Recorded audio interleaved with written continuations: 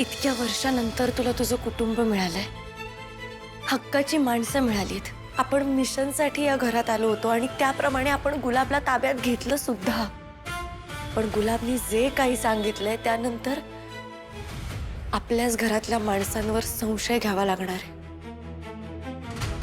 I am sorry Kedar, तुझ्यासाठी हे सगळं खूप कठीण होणार आहे. गुलाबला मी आजवर फक्त तुझ्या आईचा गुन्हेगार समजत होतो, पण या माणसांमध्ये माझ्या आईचा सुद्धा गुन्हेगार आहे. किती कठीण असलं ना तरी बॉस, ते सगळं आपल्याला करावं लागणार आहे.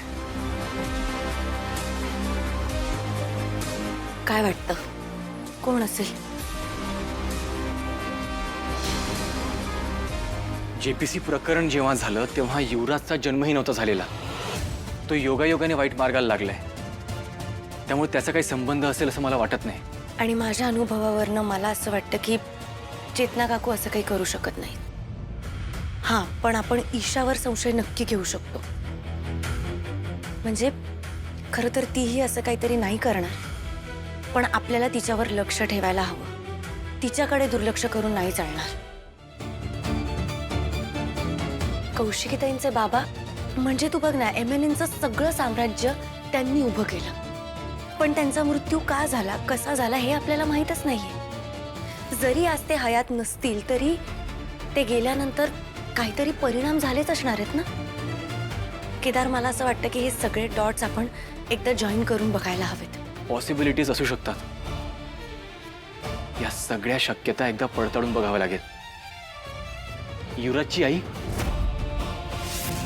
म्हणजे त्यांना आपल्याबद्दल रागच आहे, पण युवराजला या घरातले सगळे हक्क द्यायचे.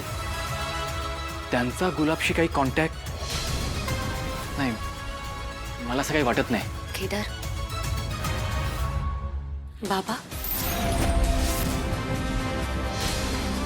पोलीस असल्याचा पहिला नियम, संशय सगळ्यांवर घ्या, पण पुरावा असल्याशिवाय आपण कोणाला दोषी नाही सिद्ध करू शकत, असं तूच म्हणतेस ना बॉस. आणि बाबांवर मी याआधी पण संशय घेतलाय. मी प्रार्थना करतो की त्यांचा या गोष्टींशी संबंध नसेल, पण आपण त्या बाजूने पण विचार करूया एकदा. अजून कोणी राहतंय का? बॉस, एका महत्त्वाच्या व्यक्तीला विसरतोय आपण. अशी व्यक्ती जिचं या घरामध्ये जास्त काही म्हणणं नसतं, लांब बसूनही जवळचा. गुलाब म्हणाला तसा सावटासारखा. मकरंद काका? ते दुबईला असतात ना पर्सनल बिझनेससाठी. घरात फार वावर पण नाहीये त्यांचा आणि संबंध पण जवळचे आहेत. कोण असेल ही व्यक्ती जी चांगुलपणाच्या मुखवट्याखाली अशी वागतीये?